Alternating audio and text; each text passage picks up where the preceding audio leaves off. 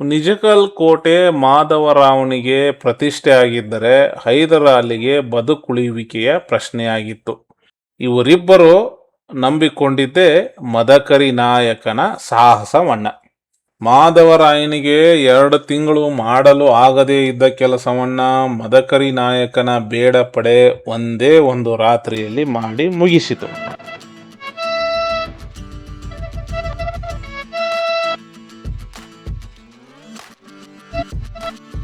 ಶರಣ್ರಿ, ಎಲ್ಲಾರ್ಗು ಶರಣಾರ್ಥಿ.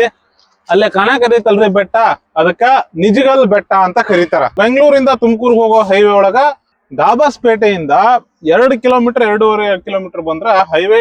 ಅದೇ ಹೈವೇದಾಗ ತುಮಕೂರು ಬೆಂಗಳೂರು ಹೈವೇ. ಈ ಕಡೆಯಿಂದ ಬರೋ ವೆಹಿಕಲ್ ಗಳೆಲ್ಲ ಈ ಕಡೆ ತುಮಕೂರು ಹೋಗ್ತವೆ.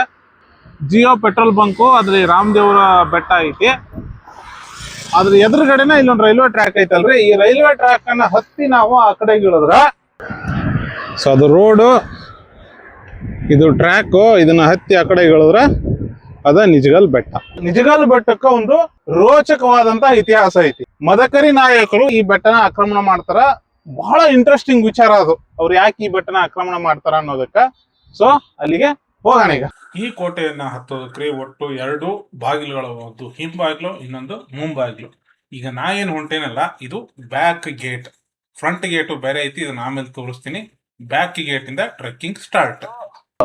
ಪಾರ್ಕಿಂಗ್ ಏರಿಯಾ ಇಲ್ಲಿ ತನಕ ನಾವು 2 ವೀಲರ್ಸ್ ಅನ್ನ ತಗೊಂಡು ಬರ್ಬೋದು. ಈ ಪಾರ್ಕಿಂಗ್ ಏರಿಯಾ ತನಕ ಈ ದಾರಿಲಿ 2 ವೀಲರ್ಸ್ನವ್ರು ಮಾತ್ರ ಬರಕ್ ಆಗೋದು. 4 ವೀಲರ್ಸ್ನವ್ರಿಗೆ ಆ ಕಡೆ ಒಂದ್ ದಾರಿ ಐತಿ, ಆ ಕಡೆ ಬರ್ಬೋದು. ಇಲ್ಲಿ ತನಕ 2 ವೀಲರ್ಸ್ಗಳು ಬರ್ತಾವ, ತೊಂದ್ರೆ ಇಲ್ಲ. ಇದ್ರ ಮೇಲೆ ನಾವು ಹತ್ಕೊಂಡು ಟ್ರೆಕ್ ಮಾಡಿ. ಈ ಬೆಟ್ಟ ಸಮುದ್ರ ಮಟ್ಟದಿಂದ 3569 ಫೀಟ್ ಎತ್ತರದಾಗಿರ್ತಕ್ಕಂಥ ಕೋಟೆ ಮೇಲೆ ಐತ್ರಿ. ವಿಜಯನಗರದ ಅರಸರು ಶೇರದಂಗ ಅವರಿಗಿಂತ ಏನು ಪೂರ್ವದ ಕಾಲಕ್ಕೂ ಇಲ್ಲೇ ವಿವಿಧ ಆಡಳಿತಗಾರರು ಈ ಪ್ರದೇಶದ ಮೇಲೆ ಕಂಟ್ರೋಲ್ ಅನ್ನ ಹೊಂದಿದ್ರು. 1288ರ ಒಂದು ಹೊಯ್ಸಳರ ಶಿಲಾಶಾಸನದೊಳಗ ಈ ಪ್ರದೇಶವನ್ನ ನಿಜಗಲಿಪುರ ಅಂತ ಕರೆದಾರಿ. ಶೂರಗಿರಿ, ರಸಸಿದ್ಧರ ಬೆಟ್ಟ, ಸಿದ್ಧರ ಬೆಟ್ಟ, ನಿಜಗಲ್ ದುರ್ಗ, ನಿಜಗಲ್ ಬೆಟ್ಟ, ಈ ಕೋಟೆಗೆ ಇರ್ತಕ್ಕಂಥ ಹೆಸರುಗಳು. ಪ್ರತಿಯೊಂದು ಹೆಸರಿಗೂ ಒಂದು ಹಿನ್ನೆಲೆ ಐತಿ, ಹೇಳ್ತಾ ಹೋಗ್ತೀನಿ. ಹಂಗನ ಈ ಬೆಟ್ಟದ ಕಂಪ್ಲೀಟ್ ಡೀಟೇಲ್ ಅನ್ನ ಕೊಡ್ತೀನಿ. ದಯವಿಟ್ಟು ವಿಡಿಯೋನ ಪೂರ್ತಿ ನೋಡ್ರಿ, ಸ್ಕಿಪ್ ಮಾಡಕ್ ಹೋಗ್ಬೇಡ್ರಿ. ಸ್ಕಿಪ್ ಮಾಡಿದ್ರೆ ನಿಮ್ಗ ಅರ್ಧಂಬರ್ಧ ಇನ್ಫಾರ್ಮೇಶನ್ ಸಿಗ್ತೈತಿ. ಸೊ ಹಂಗ ಬಂದ್ಮೇಲ್ರಿ ಸ್ಟ್ರೇಟ್ ಹೋದ್ರೆ ಮೇಲಕ್ಕೆ ಹೋಗ್ತೀವಿ. ಇಲ್ಲೊಂದಿನ ಗವಿ ಇದ್ದಂಗ. ಈ ಕೋಟೆಗೆ ತುಂಬಾ ಮಹತ್ವ ಸಿಗೋದು ಒಡೆಯರ ಆಡಳಿತ, ಹೈದರಾಲಿ, ಮರಾಠರು ಮತ್ತು ಮದಕರಿ ನಾಯಕ ಅವರವರ ಕಾಲದಾಗ. ಎಲ್ಲ ಇದೆ, ಹಂಗಿದೆ ನೋಡಿ ಜಾಗ. ಇದು ಅದ್ಭುತವಾಗಿ. ಇದೊಂದು ನಿರ್ಜನ ಪ್ರದೇಶ ರೀ. ಇಲ್ಲಿ ಜನ ಯಾರು ಓಡಾಡೋದಿಲ್ಲ, ಗವಿ ಇದ್ದಂಗ ಅದಾವ ಇಲ್ಲಿ. ಈ ನಮ್ಮ ಹುಡುಗರು ಅಥವಾ ಯಾವ್ದಾದ್ರು ಸಿನಿಮಾದವರು ಏನಾದ್ರು ಶೂಟಿಂಗ್ ಗೀಟಿಂಗ್ ಮಾಡ್ಕೊಳಕ್ ಬಳಸ್ಕೊಂಡಿದ್ರು ಏನೋ, ಇಲ್ಲೊಂದು ಅಸ್ಥಿ ಪಂಜರ ತರ ಮಾಡಿ ಹೋಗ್ಯಾರ. ಕೇವು ಕೇವು, ಅಲ್ಲಿ ಕೋಟೆ ಗೋಡೆ ಐತಿ. ಇದೇನೋ ಅಸ್ಥಿ ಪಂಜರ ತರ ಮಾಡಕ್ ಹೋಗಿದ್ದಾರೆ, ಏನಂತ ಗೊತ್ತಿಲ್ಲ. ಹಿಂಗಿದೆ ದಾರಿ. ಸೊ ಇದನ್ನ ನೋಡ್ಕೊಂಡ್ ಬಂದು ಮತ್ತೆ ನಾವು ಮೇಲೆ ಕಂಟಿನ್ಯೂ ಮಾಡ್ಬೇಕು. ಆಡಳಿತಾತ್ಮಕ ಐತಿಹಾಸಿಕ ಮಹತ್ವದ ಅಂಶಗಳು ಮತ್ತು ರಣರೋಚಕ ಸಂಘಟನೆಗಳು ಈ ಕೋಟೆ ಒಳಗಡೆ ನಡೆದವು. ಮೇಲೆ ಹಿಂದೂ ಮುಸ್ಲಿಮರು ಭಾವೈಕ್ಯತೆಯಿಂದ ನಡ್ಕೊಳ್ಳುವಂತಹ ಒಂದು ಧಾರ್ಮಿಕ ಕ್ಷೇತ್ರ ಈ ನಿಜಗಲ್ಲು ಬೆಟ್ಟ. ಮೈಸೂರಿನ ಒಡೆಯರಾದಂತಹ ಚಿಕ್ಕದೇವರಾಜ ಒಡೆಯರವರ ಆಡಳಿತದಾಗ ಅವರ ಸೇವಕನಾಗಿದ್ದಂತಹ ಬಿಳುಗುಳ ಕೆಂಪರಾಜಯ್ಯ, ಈ ಕೆಂಪರಾಜಯ್ಯ ಅವ್ರ ಮಗ ದಾಸರಾಜಯ್ಯ ಅಂತ ಹೇಳಿ 1698ರ ಬಹುಧಾನ್ಯ ಸಂವತ್ಸರದಲ್ಲಿ ಈ ಸುರಗಿರಿಗೆ ಕೋಟೆಯನ್ನ ಕಟ್ಟಿಸೋದಕ್ಕೆ ಪ್ರಾರಂಭಿಸ್ತಾನೆ. ಹಿಂಗೆ ಬಾಟಲ್ಗಳನ್ನ ಎಸ್ದು ಹೋಗ್ತಾರೆ. ನರಸತ್ ಪ್ರಜೆಗಳು, ನಾಟ್ ಸತ್ ಪ್ರಜೆಗಳು. ಗಣೇಶಂದು ವಿಗ್ರಹ ಇದೆ, ಅಲ್ಲಿ ಬಸವಣ್ಣನ ವಿಗ್ರಹ ಐತಿ. ಪಲ್ಲಕ್ಕಿಯಲ್ಲಿ ಬಸವಣ್ಣನ ಕೂರಿಸಿರ್ತಕ್ಕಂಥದ್ದು, ಇಲ್ಲಿ ಗಣೇಶನ ಮೂರ್ತಿ. ಕೋಟೆ ಕಟ್ಟಿಸೋದಕ್ಕೆ ನಿರ್ವಿಘ್ನವಾಗಿ ನಡೀಲಿ ಅಂತ ವಿಘ್ನೇಶ್ವರ ಮೂರ್ತಿಯ ಕೆತ್ತನೆ ಮಾಡ್ತಾರ ಮೊದಲ. ಒಟ್ಟು 7 ವರ್ಷಗಳ ಈ ಕೋಟೆ ಕಟ್ಟಡ ಕಾಮಗಾರಿಯಲ್ಲಿ ವಿವಿಧ ಕಟ್ಟಡಗಳು, ದೇವಸ್ಥಾನಗಳನ್ನ ಅವರು ಕಟ್ತಾರೆ. ಇದ್ದಾರೆ. ಇಲ್ಲಿ ಗಣೇಶ, ಪಕ್ಕದಲ್ಲಿ ಬಸವಣ್ಣ ಇದೆ. ಅದನ್ನ ನೋಡ್ಕೊಂಡು ಹಂಗೆ ನಾವು ಮೇಲಕ್ಕೆ ಹೋಗ್ಬೇಕು. ಇಲ್ಲಿ ಎದುರುಗಡೆ ಈ 7-8 ವರ್ಷಗಳ ಕಾಮಗಾರಿಯಲ್ಲಿ ಏನೇನೆಲ್ಲ ಕಟ್ಟಡಗಳನ್ನ ಕಟ್ಟಿದ್ರು ಅನ್ನೋದನ್ನ ಅಲ್ಲಿಗೆ ಹೋದಾಗ ಹೇಳಕ್ ಪ್ರಯತ್ನ ಮಾಡ್ತೀನಿ. ದೇವಸ್ಥಾನಕ್ಕೆ ಬರ್ತಾ ಇದ್ದಿದ್ದು ಮೂಲ ದಾರಿ ಇಲ್ಲೇ ಐತೆ ನೋಡ್ರಿ, ಬೆಟ್ಟಕ್ಕೆ. ಇದು ದಾರಿ, ಇವೆಲ್ಲ ಕಲ್ಮೆಟ್ಲು ಹತ್ಕೊಂಡು ಹಿಂಗೆ ಮೇಲಕ್ಕೆ ಹೋಗ್ಬೇಕು. ಮೈಸೂರಿನ ಆಡಳಿತವನ್ನ ಹೈದರಾಲಿ ಹೇಗೆ ತನ್ನ ವಶಕ್ಕೆ ಪಡ್ಕೊಂಡ ಅಂತ ನಿಮ್ಗೆಲ್ಲರಿಗೂ ಗೊತ್ತು. ಆವಾಗ ಈ ಕೋಟೆನೂ ಕೂಡ ಹೈದರಾಲಿಯ ಆಡಳಿತಕ್ಕೆ ಒಳಪಡ್ತು. ಮಳೆ ಬಂದಿತ್ತಲ್ಲ ರೀಸೆಂಟಾಗಿ, ಇಷ್ಟೊಂದು ಪೊದೆ ಬೆಳೆದದೆ. ಈಗ ನಾವು ಬಂದ್ವಿ ಕೋಟೆಯ ಒಂದು ಬಾಗಿಲ ಹತ್ರ. ಇಲ್ಲೇ ಆಂಜನೇಯ ಸ್ವಾಮಿ ಮೂರ್ತಿ ಇರೋದು. ಇದು ಬಾಗಿಲು, ಕೋಟೆ ಬಾಗಿಲು. ನಾನು ದಾಟ್ಕೊಂಡು ಒಳಗೆ ಬಂದ್ರೆ ನಾವು ಆಂಜನೇಯ ಸ್ವಾಮಿ ಹತ್ರ ಹೋಗ್ತೀವಿ. ದಾಟಿ ಬರ್ತಿದ್ದಂಗೆ ರೀ ಇಲ್ಲಿ ಆಂಜನೇಯ ಗೋಡೆ ಮೇಲೆ, ಇಲ್ಲಿ ಗರುಡ. ಇದು ದಿಡ್ಡಿ ಬಾಗಿಲ್ರಿ. ಒಂದು ಕಡೆ ಆಂಜನೇಯ, ಅದೇ ದಿಡ್ಡಿ ಬಾಗಿಲಿನ ಇನ್ನೊಂದು ಕಡೆ ಗರುಡ ಆಂಜನೇಯ ಕಾನ್ಸೆಪ್ಟು. ಅದ್ರ ಮಧ್ಯ ದಾರಿ ಹಿಂಗೆ ಬೆಳೆದೈತೆ ನೋಡ್ರಿ. ಈಗ ಬಂದ್ವಿ ನಾವು ಆಂಜನೇಯನ ದೇವಸ್ಥಾನದ ಎದುರಿಗೆ. ಇದೆ ಆಂಜನೇಯ ಸ್ವಾಮಿ ದೇವಸ್ಥಾನ. ಇವತ್ತು ಶನಿವಾರ, ಒಬ್ಬರಾದ್ರೂ ಪೂಜೆ ಮಾಡಬೇಕು. ಒಂದು ವಿಶಾಲವಾದ ಬಂಡೆ ಮಧ್ಯೆ ನಿರ್ಮಾಣವಾಗಿರ್ತಕ್ಕಂಥದ್ದು ಆಂಜನೇಯ ಸ್ವಾಮಿ ದೇವಸ್ಥಾನ. ಕೋಟೆಯ 4 ದಿಕ್ಕಿಗೂ ಏನು ದಾಸರಾಜಯ್ಯ ಈ ತರ ಆಂಜನೇಯನ ಮೂರ್ತಿಗಳನ್ನ ಪ್ರತಿಷ್ಠಾಪನೆ ಮಾಡ್ತಾನೆ. 2 ನಾವು ಸುಲಭವಾಗಿ ನೋಡಬಹುದು. ಅದರ 2 ಎಲ್ಲಿದಾವೋ ನಮಗೆ ಗೊತ್ತಿಲ್ಲ. ಇನ್ನೊಂದನ್ನ ನಿಮ್ಗೆ ಆಮೇಲೆ ತೋರಿಸ್ತೀನಿ. ಇದು ಕೋಟೆಯ ಬ್ಯಾಕ್ ಡೋರ್. ಅದು ದೇವಸ್ಥಾನ. ಅಲ್ಲಿ ಕಾಣಿಸ್ತಿರೋದು ಕೋಟೆ, ಅಲ್ಲಿ ಕಾಣಿಸ್ತಿತ್ತಲ್ಲ ಅದು ಕೋಟೆಗೆ ನೀರನ್ನ ಒದಗಿಸೋದಕ್ಕೆ 4 ದೋಣಿಗಳು ಇಲ್ಲದಾವ್ರಿ. ಮಳೆ 2 ದಿನದಿಂದ ಸಿಕ್ಕಾಪಟ್ಟೆ ಆಗಿದ್ದಕ್ಕೆ ಹೆವಿ ಗ್ರಾಸ್ ಬೆಳ್ಕೊಂಬಿಟ್ಟದೆ, ಕಸ ಕಡ್ಡಿ ಎಲ್ಲ ಸಿಕ್ಕಾಪಟ್ಟೆ. ಆ ಕೋಟೆ ಆಂಜನೇಯ ಸ್ವಾಮಿ ದೇವಸ್ಥಾನನ ಹೇಳೋದು ಕೆಳಗಡೆ ಬಂದ ಮೇಲ್ರಿ ಜಂಕ್ಷನ್ ಪಾಯಿಂಟ್ ಇದು. ಎಡಗಡೆ ಹೋದ್ರ ದರ್ಗಾ, ಕೋಟೆ ಆಂಜನೇಯ, ಕೋಟೆ ಅಂದ್ರೆ ದಿಡ್ಡಿ ಬಾಗಿಲು, ಆಮೇಲೆ ಷಣ್ಮುಖ ಸ್ವಾಮಿ ದೇವಸ್ಥಾನ, ಗವಿ ದೇವಸ್ಥಾನ, ಆಮೇಲೆ ಕೆರೆ ಹೊಂಡ, ಆ ಕಡೆಗೆ ಹೋಗ್ತೀವಿ. ಬಲಗಡೆಗೆ ಹೋದ್ರೆ ಸಿದ್ದೇಶ್ವರ ದೇವಸ್ಥಾನ, ಕೋಟೆ, ಅದನ್ನೆಲ್ಲ ನೋಡಕ್ ಹೋಗ್ತೀವಿ. ಎಡಗಡೆಗೆ ಹೋಗಿ ನೋಡ್ಕೊಂಡು ಬಂದು ಆಮೇಲೆ ಹಿಂಗೆ ಹೋಗ್ತೀವಿ. ಆಂಜನೇಯ ಸ್ವಾಮಿನ ದೇವಸ್ಥಾನನ ಹೇಳುದು ಎಡಗಡೆ ಕೆರೆ ಕಡೆ ಬಂದಾಗ್ರಿ, ಕೆರೆಗೆ ಹೋಗೋದಕ್ಕಿಂತ ಮುಂಚೆ ಇಲ್ಲೇ ಒಂದು ದಾರಿ ಐತಿ. ಈ ದಾರಿಯಿಂದ ನಾನು ನಿಮಗೆ ಒಳಗೆ ಹೋಗಿ ಒಂದಿಷ್ಟು ಕೇವ್ ಮತ್ತು ಒಂದಿಷ್ಟು ದೇವಸ್ಥಾನಗಳನ್ನು ತೋರಿಸ್ತೀನಿ. ಇದುವರೆಗೂ ಯೂಟ್ಯೂಬ್ನಾಗ ಯಾರು ತೋರಿಸಿಲ್ಲ. ನಮ್ಮ ಸೋಷಿಯಲ್ ಮೀಡಿಯಾದಾಗ ಬೇರೆ ತೋರಿಸ್ಯಾರ, ಯೂಟ್ಯೂಬ್ನಾಗ ನಾನು ಫಸ್ಟ್ ತೋರ್ಸಾಕತ್ತೀನಿ. ಬರ್ಲಿ ಹೋಗೋಣ. ಹುಲ್ಲು ಎಷ್ಟು ಬೆಳೆದೈತಿ ನೋಡಿ, ಎಷ್ಟೊಂದು ಹುಲ್ಲು ಬೆಳೆದೈತಿ. ಈಗ ನಾ ಹೊಂಟಿನಿ ಗುಹಾ ಶಿವಾಲಯಕ್ಕೆ, ಅಂದ್ರ ಗುಹೆ ಒಳಗಡೆ ಇರ್ತಕ್ಕಂಥ ಒಂದು ಶಿವಾಲಯಕ್ಕ ನಾನೀಗ ಹೊಂಟಿನಿ. ಇಲ್ಲಿ ತುಂಬಾ ಜನ ಓಡಾಡೋದಿಲ್ಲ. ಮಲ್ಲಿಕಾರ್ಜುನ ಸ್ವಾಮಿ, ಪಾರ್ವತಿ ಪರಮೇಶ್ವರ, ಸುಬ್ರಹ್ಮಣ್ಯ, ನಾಗಕನ್ನಿಕಾ ದೇವಸ್ಥಾನ ಅಂತ ಅಲ್ಲಿ ಇಷ್ಟೊಂದು ಮೂರ್ತಿಗಳು ಮತ್ತು ದೇವಸ್ಥಾನಗಳನ್ನ ನಾವು ನೋಡ್ಬೋದು ಈಗ ಹೋಗುವಾಗ. ಇದೊಂದು ಗೌ ಅನ್ನೋದೊಂದು ಗುಹೆ ಕಡೆ ಹೊಂಟೇನ್ರಿ. ಈಗ ಸಿಕ್ಕಾಪಟ್ಟೆ ಹುಲ್ಲು ಬೆಳೆದ್ಬಿಟ್ಟೈತಿ, ನಮ್ಮ ಎತ್ತರಕ್ಕೆ ಹುಲ್ಲು ಬೆಳೆದೈತಿ. ಮರಾಠರು ಈ ಮೈಸೂರು ಪ್ರಾಂತ್ಯವನ್ನ ತಮ್ಮ ಆಕ್ರಮಣಕ್ಕೆ ಅಥವಾ ತಮ್ಮ ವಶಕ್ಕೆ ತಗೋಬೇಕು ಅಂತ ಹೇಳಿ ಇತ್ತ ತಮ್ಮ ದಾಳಿಯನ್ನ ಮುಂದುವರ್ಸ್ಕೊಂಡು ಬರ್ತಾರ. ಅದರ ಪರಿಣಾಮವಾಗಿ ಹೈದರಾಲಿಯಿಂದ ಈ ಕೋಟೆಯನ್ನ ಕಿತ್ಕೋತಾರ. ಬರೀ ಈ ಕೋಟೆಯನ್ನ ಕಿತ್ಕೊಳ್ಳೋದಲ್ಲ, ಅವರು ಅಪ್ ಟು ಮೈಸೂರು ಶ್ರೀರಂಗಪಟ್ಟಣ ತನಕನೂ ಹೋಗಿ ತಮ್ಮ ದಾಳಿಯನ್ನ ಮಾಡ್ತಾರ. ಆ ಸಂದರ್ಭದೊಳಗಡೆ ಹೈದರಾಲಿ ಬದುಕಿದ್ದೇ ಹೆಚ್ಚಿನ ಮಾತು. ಉತ್ತರದೊಳಗ 3ನೇ ಪಾನಿಪತ್ ಕದನ ಮರಾಠರನ್ನ ಅಪಾರ ನಷ್ಟಕ್ಕೆ ಉಂಟು ಮಾಡ್ತೈತಿ. ಬಹಳ ಲಾಸ್ ಆಕೈತಿ ಅವ್ರಿಗೆ. ಸುತ್ತಲೂ ಬಂಡೆ ನೋಡ್ರಿ ಹೆಂಗಿತ್ತದಲ್ಲಿ, ಅದ್ಭುತವಾದಂತ ಬಂಡೆ ಅಲ್ಲಿರೋದು. ಅವಾಗ ದಕ್ಷಿಣದೊಳಗ ಇದೇ ಟೈಮ್ ಅನ್ನ ಉಪಯೋಗಿಸ್ಕೊಂಡಂತ ಹೈದರಾಲಿ ಮತ್ತೆ ಸಂಘಟಿತನಾಗಿ ಏನು ಕಳ್ಕೊಂಡಿದ್ನಲ್ಲ ಎಲ್ಲಾ ಪ್ರದೇಶಗಳನ್ನ ವಾಪಸ್ ಪಡ್ಕೊಳ್ಳೋದಕ್ಕೆ ಪ್ರಾರಂಭ ಮಾಡ್ತಾನೆ. ಆಗ ಹೈದರಾಲಿಗೆ ಸಹಾಯ ಮಾಡಿದ್ದೆ ಮದಕರಿ ನಾಯಕ. ಆಸಮ್ ಆಗಿರೋ ಜಾಗ ಅಲ್ಲೈತೆ ನೋಡ್ರಿ. ಸೊ ನಾನು ಆ ಬಂಡೆನ ನೋಡ್ಕೊಂಡು ಇದೇ ದಾರಿಲಿ ಬಂದು ನೋಡಿದ್ರೆ ನಮ್ಗೊಂದು ವ್ಯೂ ಪಾಯಿಂಟ್ ಸಿಗ್ತೈತಿ. ಅಲ್ಲೊಂದು ಕೋಟೆ ಗೋಡೆ ಐತಿ. ಹಿಂಗ ನೋಡ್ಕೊಂಡು ಹೋದ್ರೆ ಅಲ್ಲಿ ಕಲ್ಲು ಬಂಡೆ, ಕಲ್ಲಿನ ಸಾಲುಗಳದಾವು.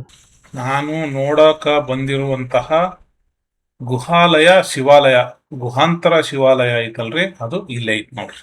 ಬಾಳ ಬಿದೈತಿ ನೋಡ್ರಿ. ಒಂದಿಷ್ಟು ಗುಹೆಗಳು, ಶಿಲಾಶಾಸನಗಳು ಎಲ್ಲ ಅದಾವ ಇಲ್ಲಿ. ಸೊ ಆ ಹುಲ್ ಸಂದಿನೆಲ್ಲ ದಾಟ್ಕೊಂಡು ಬಂದ್ರೆ ಇಲ್ಲೊಂದು ಕೇವ್ ಐತ್ರಿ. ಕೇವ್ ಟೆಂಪಲ್ ಆಸಮ್ ಐತಿ. ಏನೇನ್ ಅದಾವ ನೋಡೋಣ ತಡ್ರಿ.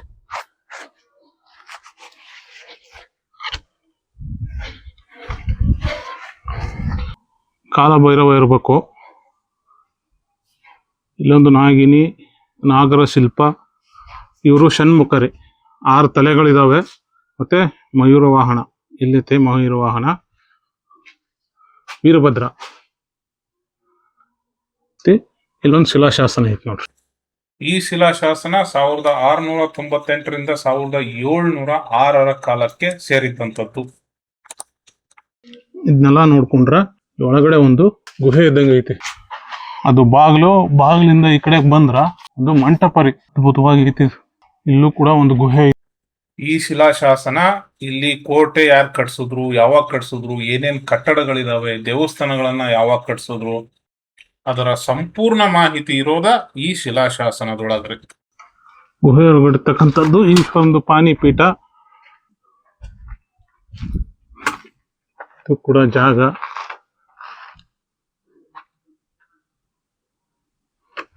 ಇದನ್ನ ನೋಡ್ಕೊಂಡು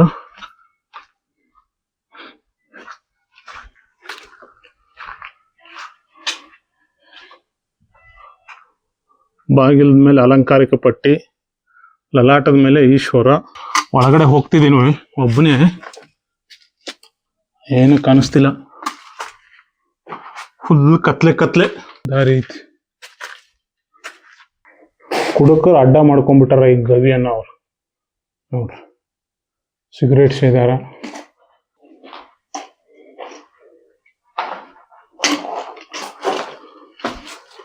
ಓ, ಇದನ್ನ ಮುಂದೆ ಹೋಗು ಇಲ್ಲ. ಶಿವಲಿಂಗ ಲಾಸ್ಟು. ಇಲ್ಲೊಂದು ಶಿವಲಿಂಗ ಇದೆ. ಇಲ್ಲಿ ಶಿವಲಿಂಗನ ಒಡೆದು ಹಾಕಿದ್ದಾರೆ. ಅಲ್ಲಿದ್ದ ಅಲ್ಲಿ ತನಕ ಗುಹೆ. ಮದಕರಿ ನಾಯಕ ಹೈದರ್ ಅಲಿಗೆ ಕೆಳದಿ ರಾಜ್ಯವನ್ನ ಗೆದ್ದುಕೊಟ್ಟ, ಸವಣೂರು ಗೆದ್ದುಕೊಟ್ಟ. ನಾಗರಕಲ್ಲು.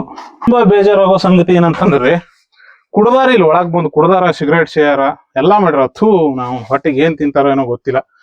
ಆಸಮ್ ಪ್ಲೇಸ್ ರೀ ಅಪ್ಪ. ಇಂಥ ಪ್ಲೇಸ್ ಒಂದ್ ಐತೆ ಅಂತ ಗೊತ್ತೇ ಇರ್ಲಿಲ್ಲ ಯಾರಿಗೂ, ತುಂಬಾ ಜನಕ್ಕೆ.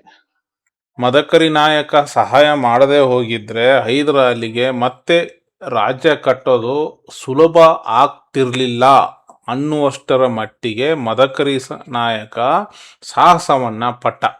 ಎಲ್ಲೋ ಒಂದು ಕಡೆ ಮದಕರಿ ನಾಯಕನಿಗೂ ಹೈದರ್ ಅಲಿ ಮೇಲೆ ಸಿಟ್ಟು ಇತ್ತು.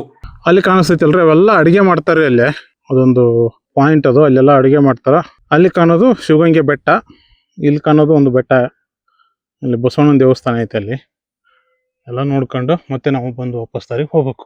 ಸೊ ಈ ಪ್ಲೇಸ್ ಅನ್ನ ನನಗೆ ಎಕ್ಸ್ಪ್ಲೋರ್ ಮಾಡೋಕ್ಕೆ ಹೆಲ್ಪ್ ಮಾಡಿದವರು ದಿ ಮಾರುತಿ ಎಕ್ಸ್ಪ್ಲೋರರ್ ಅಂತ ಒಬ್ರು ಸೋಷಿಯಲ್ ಮೀಡಿಯಾ ಫ್ರೆಂಡು. ಸೊ ಚೆನ್ನಾಗಿದೆ, ಅವ್ರಿಗೆ ಥ್ಯಾಂಕ್ಸ್ ಹೇಳ್ತೀನಿ. ಮತ್ತೆ ಹೋಗೋಣ ಈಗ ವಾಪಸ್ ಕೆರೆ ಹತ್ರ ಹೋಗೋಣ. ಅಲ್ಲಿದ್ದ ಮೇಲ್ಗಡೆ ದೇವಸ್ಥಾನ, ಬೆಟ್ಟ ಎಲ್ಲ ಇದೆ, ಹೋಗೋಣ. ಇಲ್ಲಿಂದ ಬರೋವಾಗ್ರಿ ನಮಗೆ ಇಲ್ಲೊಂದು ದೇವಸ್ಥಾನ ಐತೆ ಹಳೇದು. ನೋಡೋಣ ಏನು ಕಾಣಿಸ್ತೈತೆ ಅಂತೇಳಿ.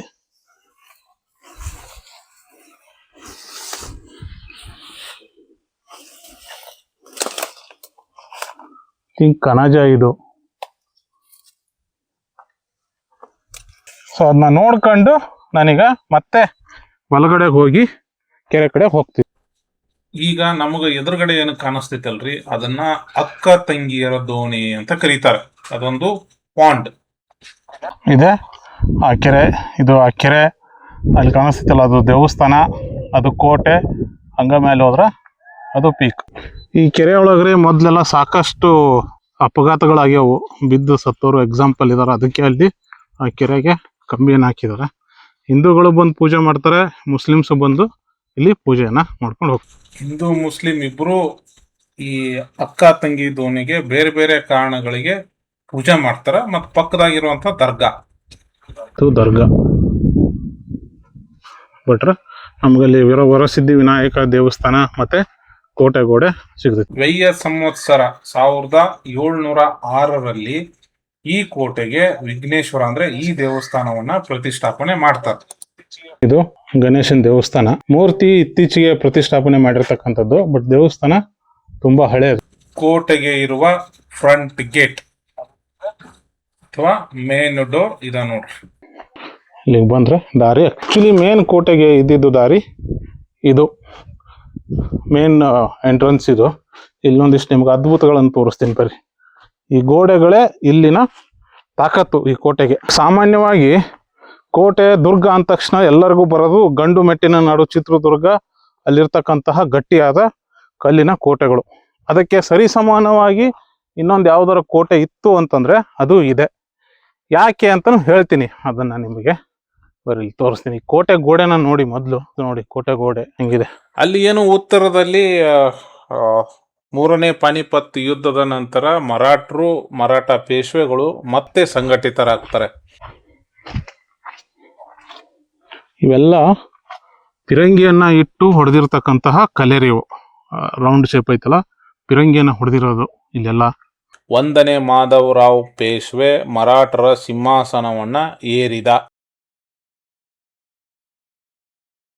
ಹಿಂಗ ಹೋದ್ರೆ ನಾವು ಕೋಟೆ ಒಳಗಡೆ ಹೋಗ್ತೀವಿ.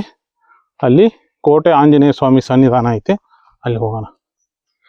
ಅಲ್ಲಿ ಕಾಣಿಸಕತ್ತೈತಿ ನೋಡ್ರಿ, ಅದು ಕೋಟೆ ಆಂಜನೇಯ ಸ್ವಾಮಿ ದೇವಸ್ಥಾನ. ಸೊ ಇದೆಲ್ಲ ಕೋಟೆ ಗೋಡೆ ಬಿದ್ದೈತಿ, ಅಲ್ಲೂ ಬಿದ್ದೈತಿ, ಅಲ್ಲೂ ಬಿದ್ದೈತಿ. ಇಲ್ಲಿಂದ ಇಳಿದು ಬಂದು ಈ ಕೋಟೆಯನ್ನ ನೋಡ್ಕೊಂಡು, ಅದು ಪೀಕ್ ಅಲ್ಲಿಗೆ ಹೋಗ್ಬೇಕು. ಇದು ಕೂಡ ಕೋಟೆ ಎಲ್ಲ ನೋಡ್ಕೊಂಡ್ರೆ ಅಲ್ಲಿ ನಾವು ದೇವಸ್ಥಾನಕ್ಕೆ ಹೋಗ್ತೀವಿ.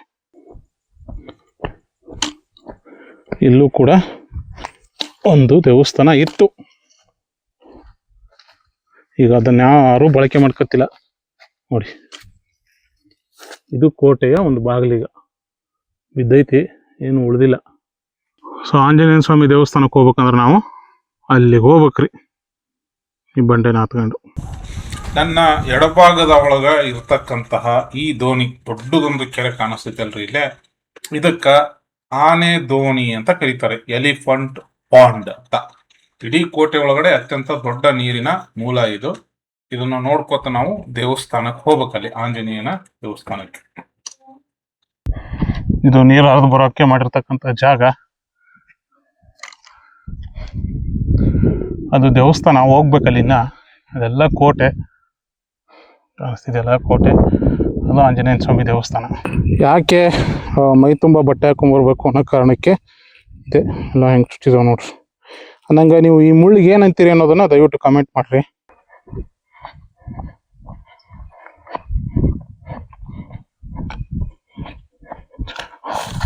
ಆಂಜನೇಯನ ಸ್ವಾಮಿನ ಅನಾಥವಾಗಿ ಮಾಡ್ಬಿಟ್ಟವ್ರು ಇಲ್ಲಿ. ಒಳಗಡೆ ಬಂದ್ರೆ ಆಂಜನೇಯ ನೀನೇ ಕಾಪಾಡ್ಬೇಕು. ಹಿಂಗಿದಾವ ನೋಡ್ರಿ, ಎಷ್ಟು ಗ್ರ್ಯಾಂಡ್ ಆಗಿ ಕೆತ್ತನೆ ಮಾಡಿದಾರೆ ಆಂಜನೇಯನ.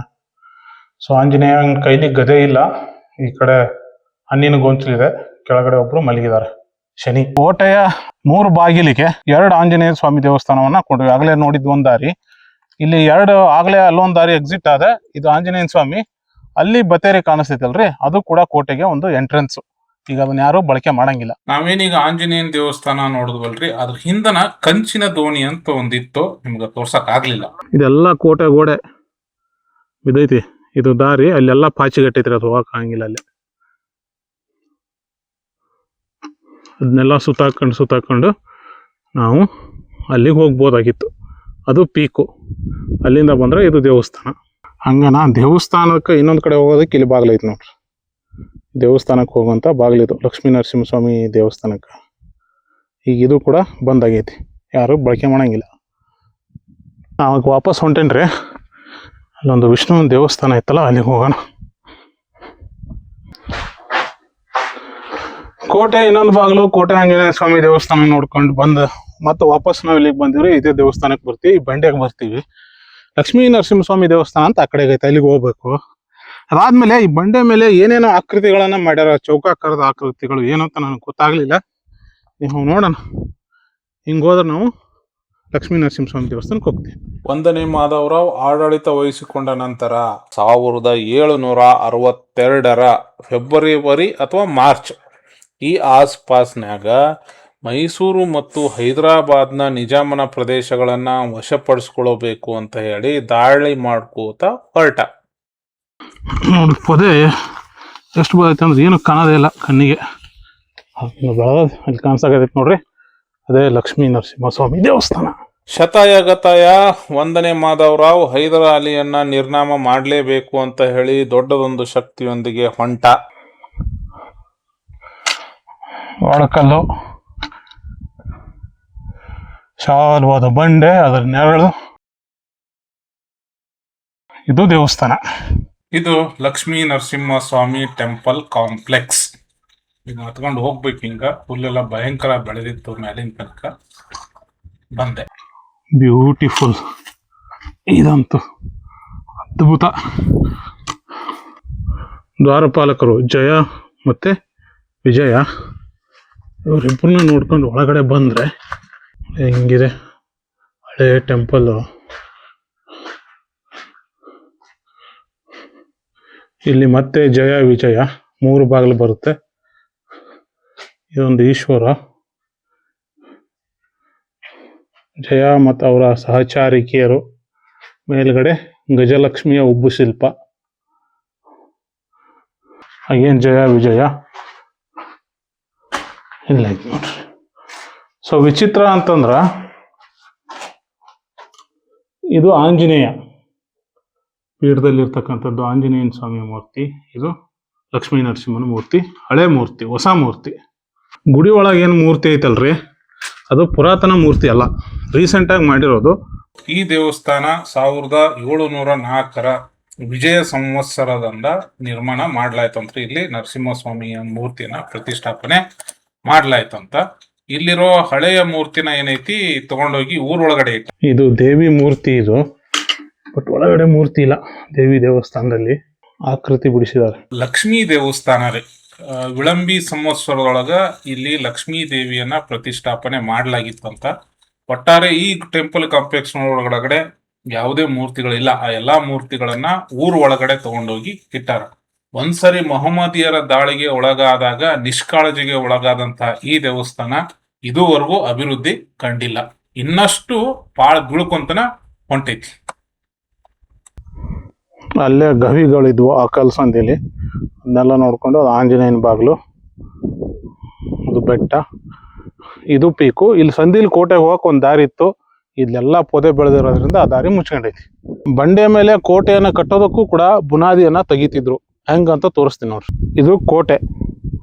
ಬಂಡೆ ಮೇಲೆ ಹೆಂಗ್ ಬುನಾದಿ ತೆಗಿತಿದ್ರು ಅಂದ್ರೆ, ಆ ಬಂಡೆಯನ್ನ ಸ್ಕ್ವೇರ್ ಆಗಿ ಕಲ್ ಸೈಜ್ಗೆ ಕಟ್ ಮಾಡ್ತಿದ್ರು. ಹಿಂಗೆ ಎಷ್ಟು ಬೇಕೋ ಅಷ್ಟು ಕಟ್ ಮಾಡಿ ಅದರಲ್ಲಿ ಕಲ್ಲನ್ನ ಇಡ್ತಿದ್ರು. ಇಲ್ಲಿ ಇಟ್ಟಿದ್ದಾರೆ ನೋಡ್ರಿ ಹಿಂಗ. 1ನೇ ಮಾಧವರಾವ್ ಅದೋನಿ, ಬಳ್ಳಾರಿ, ಕರ್ನೂಲ್, ದೇವದುರ್ಗ, ರಾಯದುರ್ಗ, ಕೋಲಾರ, ಭೈರವಗಡ, ದೇವರಾಯನ ದುರ್ಗವನ್ನೆಲ್ಲ ತನ್ನ ವಶಕ್ಕೆ ಪಡ್ಕೊಂಡು ಶ್ರೀರಂಗಪಟ್ಟಣಕ್ಕೆ ಹೋಗ್ಬೇಕಾದ್ರೆ ಅಡ್ಡವಾಗಿ ನಿಂತಿದ್ದು ಈ ನಿಜಗಲ್ಲು ದುರ್ಗ. ಕೋಟೆ, ಆಮೇಲೆ ಕೋಟೆ ಆಂಜನೇಯ, ಗವಿ ದೇವಾಲಯ, ಲಕ್ಷ್ಮೀ ನರಸಿಂಹಸ್ವಾಮಿ ದೇವಾಲಯಗಳನ್ನೆಲ್ಲ ನೋಡ್ಕೊಂಡು ಮತ್ತೆ ನಾನು ಈ ಜಂಕ್ಷನ್ ಪಾಯಿಂಟಿಗೆ ಬಂದು ಇಲ್ಲಿಂದ ವಾಪಸ್ ಬಂದಾರಿ ಸ್ಟ್ರೇಟ್ ಹೋಗ್ತಾ ಇದೀನಿ. ಅಂದ್ರೆ ಆ ಕಡೆಯಿಂದ ಬರುವಾಗ ಬಲಗಡೆಗೆ ಹೋಗ್ತಾ ಇದೀನಿ. ಅಂದ್ರೆ ಈಗ ಕೋಟೆ, ಸಿದ್ದೇಶ್ವರ ಸ್ವಾಮಿ ದೇವಸ್ಥಾನ, ಮೇಲೆ ದರ್ಗಾ ಎಲ್ಲಾನು ಅದಾವ. 1ನೇ ಮಾಧವರಾವ್ ತಾನು ಈಗಾಗ್ಲೇ ಏನು ವಶಪಡಿಸ್ಕೊಂಡಿದ್ನಲ್ಲ ಕೋಟೆಗಳನ್ನ, ಅಷ್ಟು ಸುಲಭವಾಗಿ ಈ ನಿಜಗಲ್ಲು ಕೋಟೆಯನ್ನ ವಶಪಡಿಸ್ಕೊಳ್ಳೋದಕ್ಕೆ ಆಗ್ಲಿಲ್ಲ. ಬಂದ 2 ತಿಂಗಳು ಮುತ್ತಿಗೆ ಹಾಕದ, ಸುಮ್ಮನೆ ಇದ್ದ. ಇಲ್ಲೊಂದು ಗವಿ ಇದ್ದಂಗೆ ಐತ್ ನೋಡ್ರಿ. ಏನ್ ಇವೆಲ್ಲ ಹರಕೆ ಕಲ್ಲುಗಳನ್ನ ಇಟ್ಟಾರಿಲ್ಲ. ಈ ನಿಜಗಲ್ಲು ಕೋಟೆನೆ ಹಂಗಿದೆ. ಎಲ್ಲಾ ದಿಕ್ಕುಗಳಿಂದ ನೋಡಿದ್ರು ಇಳಿಜಾರಿನ ಬಂಡೆಗಳು, ಅಲ್ಲಲ್ಲಿ ಮುಳ್ಳಿನ ಪೊದೆಗಳು. ಇವೆಲ್ಲವೂ ನ್ಯಾಚುರಲ್ ಪ್ರೊಟೆಕ್ಷನ್ ಇದು ಈ ಕೋಟೆಗೆ. ಆ ಟೈಮ್ ಒಳಗಡೆ ಸರ್ದಾರ್ ಖಾನ್ ಈ ಕೋಟೆಯ ಆಡಳಿತವನ್ನ ವಹಿಸ್ಕೊಂಡಿದ್ದ. ಈ ಸರ್ದಾರ್ ಖಾನ್ ಏನ್ ಮಾಡಿದ್ದ ಅಂದ್ರ 2 ವರ್ಷಗಳಿಗೆ ಬೇಕಾಗುವಷ್ಟು ಸಂಪತ್ತನ್ನ ಸಂಗ್ರಹಿಸಿದ್ದ. ಈ ಸಿದ್ದರ ದೋಣಿ, ಅಕ್ಕ ತಂಗಿಯರ ದೋಣಿ, ಕಂಚಿನ ದೋಣಿಗಳಲ್ಲಿ ಬೇಸಿಗೆ ಟೈಮ್ನಾಗೂ ಸಾಕಷ್ಟು ನೀರು ಇರುವಂತಹ ನೈಸರ್ಗಿಕ ಸವಲತ್ತು ಅವನಿಗಿತ್ತು. 1ನೇ ಮಾಧವರಾವ್ ಈ ಕೋಟೆಗೆ 2 ತಿಂಗಳು ಕಾಲ ಮುತ್ತಿಗೆಯನ್ನು ಹಾಕಿದ್ದ. ಅದರಿಂದ ಏನೂ ಪ್ರಯೋಜನ ಆಗಲಿಲ್ಲ. ಯಾವುದೇ ಮದ್ದು ಗುಂಡುಗಳು ಈ ಕೋಟೆಯ ಒಂದು ಕಲ್ಲನ್ನು ಕೂಡ ಅಳ್ಳಾಡ್ಸಕ್ ಆಗಲಿಲ್ಲ. ಮಾಧವರಾವ್ನ ಆರೋಗ್ಯ ಕೂಡ ಹದಗೆಡ್ತಿತ್ತು. ಈ ಕಾಳಗದಲ್ಲಿ ಮಾಧವರಾವ್ ತನ್ನ ಸಹೋದರನ ಒಂದು ಕೈಯನ್ನ ಕಳ್ಕೊಂಡ. ಮದ್ದು ಗುಂಡುಗಳು ಏನಕ್ಕೂ ಪ್ರಯೋಜನಕ್ಕೆ ಬರಲಿಲ್ಲ. ಕೋಟೆ ನಂಬರ್ 1 ಸುತ್ತಲೂ ನೀರಿನ ಕಂದಕ, ಅದರಲ್ಲಿದ್ದಂತಹ ಮೊಸಳೆಗಳು, ಪಿರಂಗಿ ಗುಂಡಿಗೂ ಬಗ್ಗದಂತಹ ಕೋಟೆ ಗೋಡೆಗಳು ತುಂಬ ಸ್ಟ್ರಾಂಗ್ ಆಗಿತ್ತು. ಆಗ 1ನೇ ಮಾಧವರಾಯನಿಗೆ ಅರ್ಥ ಆಗಿದ್ದೇನೆಂದರೆ, ಬಲದಿಂದ ಈ ಕೋಟೆಯ ಒಂದು ಕಲ್ಲನ್ನು ಕೂಡ ಅಲ್ಲಾಡಿಸಲು ಆಗುವುದಿಲ್ಲ. ಇಲ್ಲಿಂದ ಬಂದ್ಮೇಲೆ ಈ ಅಲ್ಲಿ ನೋಡ್ರಿ ಹುಣಸಿ ಮರ ಸಾಕತ್ತಾಗೈತಿ. ಆವಾಗಲೇ ಮಾಧವರಾವ್ ಮದಕರಿ ನಾಯಕವನ್ನ ಸಹಾಯಕ್ಕೆ ಕೇಳ್ದ. ಹೈದರಾಲಿಗೆ ಸಪೋರ್ಟ್ ಆಗಿದ್ದಂತಹ ಮದಕರಿ ನಾಯಕ ಮರಾಠರಿಗೆ ಸಪೋರ್ಟ್ ಮಾಡಬೇಕು ಅಂತ ಹೇಳಿ ಆ ಕಡೆ ಮುಖ ಮಾಡಿದ್ದ. ಇದರ ಪರೀಕ್ಷೆ ಅಂತ ಹೇಳಿ ಏನೋ 1ನೇ ಮಾಧವರಾವ್ ಈ ಕೋಟೆಯನ್ನ ಗೆದ್ದು ಕೊಡಲು ಹೈದರಾಲಿಯನ್ನ ಕೇಳಿದ. ಮತ್ತೊಮ್ಮೆ ಮದಕರಿ ನಾಯಕ ಈ ಕೋಟೆಗೆ ಮುತ್ತಿಗೆ ಹಾಕಲು ಬಂದು ನಿಂತ. ಹುಣಸಿ ಮರದ ಬೇರುಗಳು ಹೆಂಗಿದಾವ ನೋಡ್ರಿ, ಕಲ್ಲೆಲ್ಲ ಕಟ್ಟಿದಾರ, ಅದಕ್ಕೆ ಬಿದ್ದ ಎಲ್ಲ ಕಲ್ಲುಗಳು. ಇದು ಡೇಂಜರ್. ನಿಜಕಲ್ ಕೋಟೆ ಮಾಧವರಾವನಿಗೆ ಪ್ರತಿಷ್ಠೆ ಆಗಿದ್ದರೆ ಹೈದರಾಲಿಗೆ ಬದುಕುಳಿಯುವಿಕೆಯ ಪ್ರಶ್ನೆಯಾಗಿತ್ತು. ಇವರಿಬ್ಬರು ನಂಬಿಕೊಂಡಿದ್ದೇ ಮದಕರಿ ನಾಯಕನ ಸಾಹಸವನ್ನ. ಹೊಸ ಮೆಟ್ಲು ಮಾಡೋದಕ್ಕೆ ಪ್ರಯತ್ನ ಮಾಡ್ಯಾರ. ಹಳೆ ಮೆಟ್ಲು ಇಲ್ಲಿ ಅದಾವ ನೋಡ್ರಿ.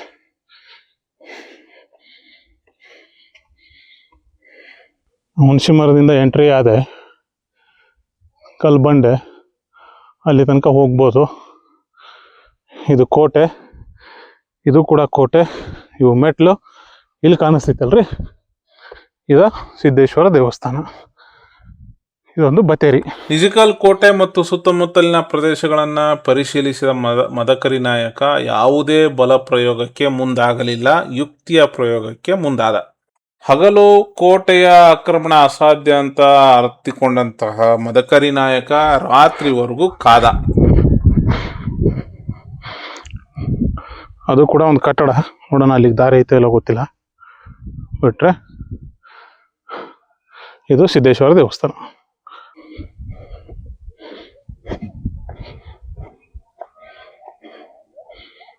ಸೊ ಯಾರೋ ಹೋಗ್ಯಾರ ಒಳಗಡೆ, ನೋಡೋಣ.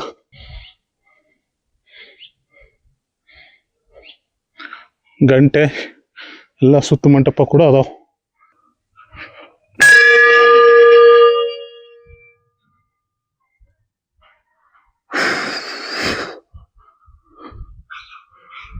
ಆಂಜನೇಯ ಸ್ವಾಮಿಗಳು ಇವರು ನೋಡ್ರಿ, ಸಿದ್ದೇಶ್ವರರು.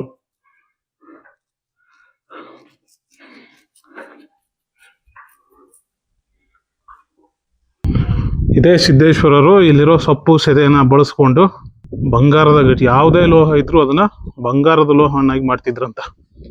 ಇಲ್ಲೆಲ್ಲ ಹೋಗೋಣ, ಏನೇನೈತಿ ಗುಹೆ ಒಳಗಡೆ, ಅದ್ಭುತ.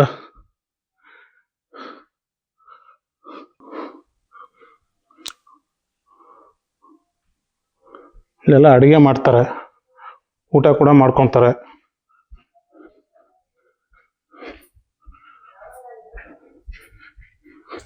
ಇಲ್ಲೆಲ್ಲ ಓಡಾಡ್ಬೋದು. ಲೈಟ್ ನೋಡ್ರಿ,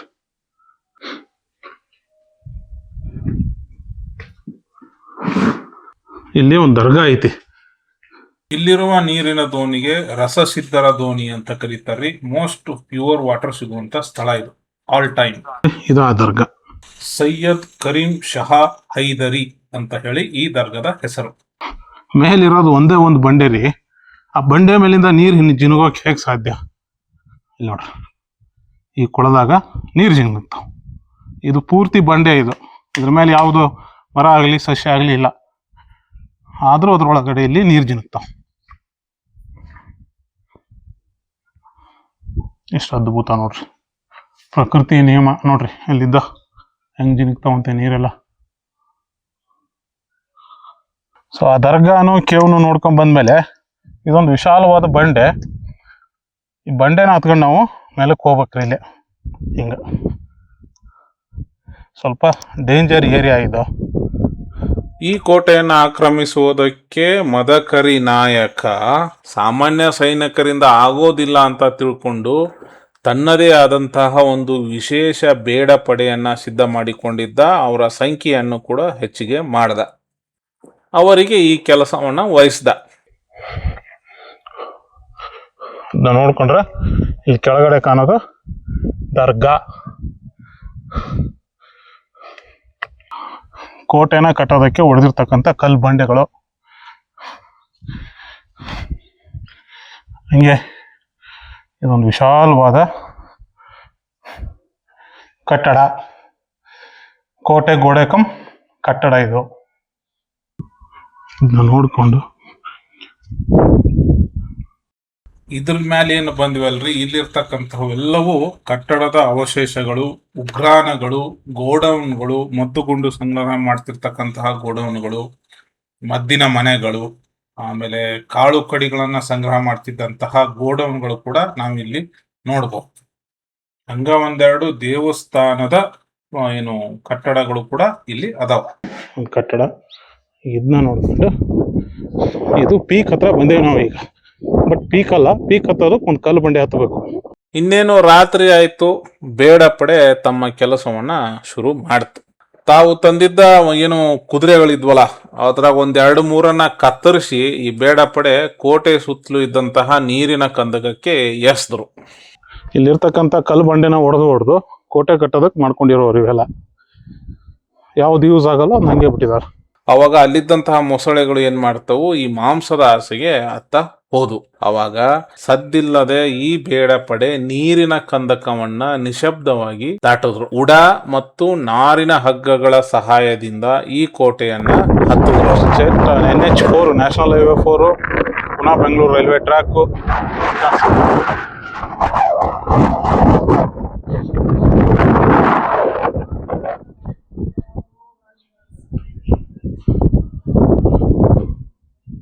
ಸೊ ಇಲ್ಲೊಂದು ಕಟ್ಟಡ ಐತಿ, ಆ ಕಡೆ ಹೋಗೋಣ.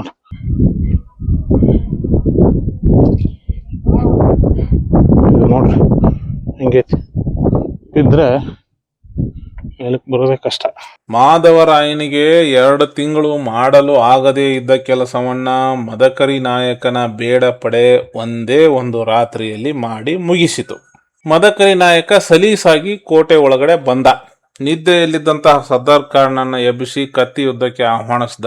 ಆದ್ರೆ ಸರ್ದಾರ್ ಖಾನ್ಗೆ ದೊಡ್ಡ ಪ್ರಶ್ನೆ ಏನಂದ್ರ, ಮದಕರಿ ನಾಯಕ ಕೋಟೆ ಒಳಗಡೆ ಹೆಂಗ್ ಬಂದ, ಅಷ್ಟು ಭದ್ರವಾಗಿರ್ತಕ್ಕಂಥ ಕೋಟೆ ಒಳಗಡೆ. ವಾಟ್ ಎವರ್, ಕೋಟೆಯನ್ನ ಮದಕರಿ ನಾಯಕ ಗೆದ್ಕೊಂಡ. ಆದ್ರ ಸರ್ದಾರ್ ಖಾನ್ ಬಗ್ಗೆ ಗೊಂದಲ ಐತಿ.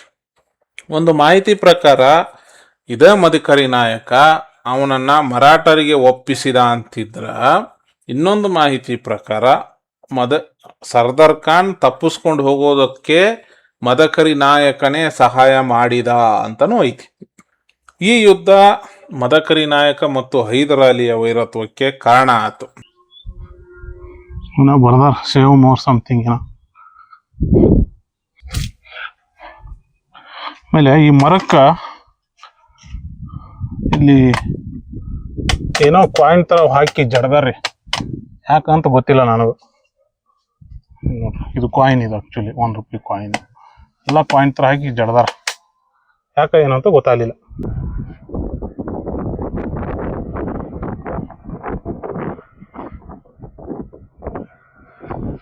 ಈ ಕೋಟೆಯನ್ನ ಮರಾಠರಿಗೆ ಗೆದ್ದು ಕೊಟ್ಟಿದ್ದಕ್ಕೆ ಮದಕರಿ ನಾಯಕನಿಗೆ 77 ಪಾಳೆಗಾರರ ಗಂಡ ಎಂಬ ಬಿರುದು ಈ ಸಿಚುವೇಶನ್ ಏನೈತಲ್ರಿ, ಚಿತ್ರದುರ್ಗದ ಸಾಂಪ್ರದಾಯಿಕ ವೈರಿಗಳಾಗಿದ್ದಂತಹ ಹರಪನಹಳ್ಳಿ ಮತ್ತು ರಾಯದುರ್ಗದ ಪಾಳೆಗಾರರಿಗೆ ಸಹಿಸಕ್ಕಾಗೋದಿಲ್ಲ.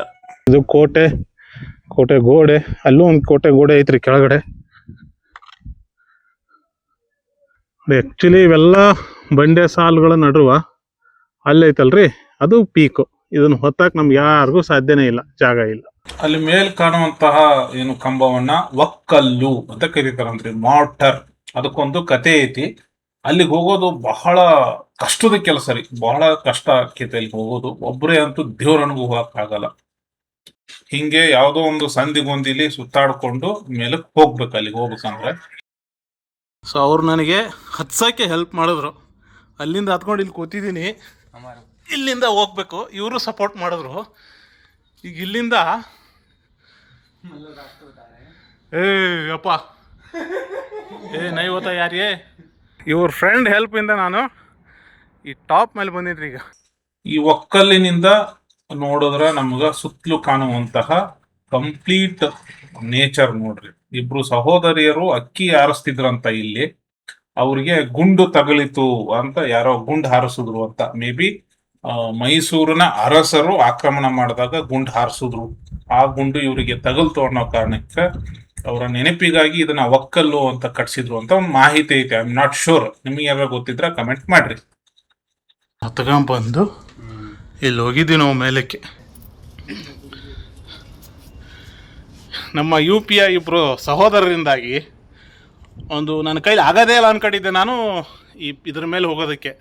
ಇವ್ರು ಹೆಲ್ಪ್ ಮಾಡಿದ್ರು ತುಂಬಾ ನನಗೆ ಹತ್ತಿ ಇಳಿಸೋದಕ್ಕೆ.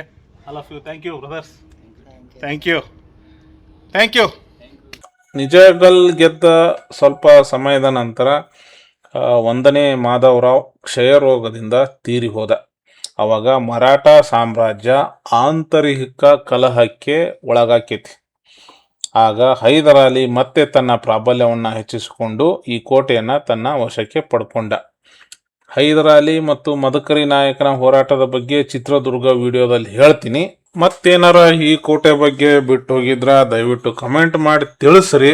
ಯಾಕಂದ್ರೆ ನಾನೇನು ದೊಡ್ಡ ಪಂಡಿತ ಅಲ್ಲ, ನನಗೆ ಗೊತ್ತಿರುವಷ್ಟನ್ನ ಸಾಧ್ಯವಾದಷ್ಟು ಹೇಳೋ ಪ್ರಯತ್ನ ಮಾಡೀನಿ. ಕೋಟೆಯ ಮೇಲೆ ಬಂದು ನಿಂತು ಸುತ್ತಲೂ ನೋಡಿದ್ರ ವಾತಾವರಣ ಹಿಂಗ ಕಾಣಿಸ್ತೈತ್ರಿ. ಸೊ ಬ್ಯೂಟಿಫುಲ್, ಸೊ ಅದ್ಭುತ, ಅನನ್ಯ, ಅಮೋಘ. ಇಷ್ಟಾತ್ ನೋಡ್ರಿ ಇವತ್ತಿಂದು ನಂದು ನಿಜಗಲ್ ಬೆಟ್ಟದ ಸಿದ್ದೇಶ್ವರ ಸ್ವಾಮಿಯ ಬೆಟ್ಟ ಅವಸಮ್ ಐತಿ. ಪೀಕ್ ತನಕನು ಬೇಕಾದಂಗ್ ಬರ್ಬೋದು. Moderate trek. ಶನಿವಾರ ಭಾನುವಾರ ಆದ್ರೆ ತುಂಬಾ ಜನ ಬರ್ತಾರೆ, ವಯಸ್ಸಾದವರು ಬರ್ತಾರೆ, ಮಕ್ಕಳು ಬರ್ತಾರೆ ದೇವಸ್ಥಾನಕ್ಕೆ. ಒಂದ್ ಅರ್ಧ ದಿನದ ಟ್ರೆಕ್ಕಿಂಗ್ ಹೇಳಿ ಮಾಡಿಸಿದಂತ ಜಾಗ. ಬಂದವರೆಲ್ಲರೂ ಸ್ವಚ್ಛತೆಯನ್ನ ಕಾಪಾಡ್ರಿ. ಎಲ್ ಬೇಕಲ್ಲಿ ಬಟ್ಟೆನ ಬಿಸಾಕಕ್ ಹೋಗ್ಬೇಡ್ರಿ. ಪ್ರಜ್ಞಾವಂತರು ತುಂಬಾ ಜನ ಬರ್ತೀರಿ, ಪ್ರಜ್ಞಾವಂತರ ತರನೇ ನಡ್ಕೊಡ್ರಿ. ಇಷ್ಟನ್ನ ಹೇಳತ್ತಾ ಈ ವಿಡಿಯೋನ ಇಲ್ಲಿಗೆ ಮುಗಿಸ್ತೇನ್ರಿ. ಮತ್ತ ಇನ್ನೊಂದು ವಿಡಿಯೋದಾಗ ನಿಮ್ಮನ್ನ ಸಿಗ್ತೀನಿ. ಅಲ್ಲಿ ತನಕ ನೋಡ್ತಿರ್ರಿ ನಮ್ದು ಸಿಕ್ಕಂತೆ ಸಂಚಾರ ಯೂಟ್ಯೂಬ್ ಚಾನಲ್. ಜೈ ಕರ್ನಾಟಕ, ಜೈ ಶಂಕ್ರಿ, ಜೈ ಜೈ ಶಂಕ್ರಿ, ಜೈ ಜೈ ಶಂಕ್ರಿ.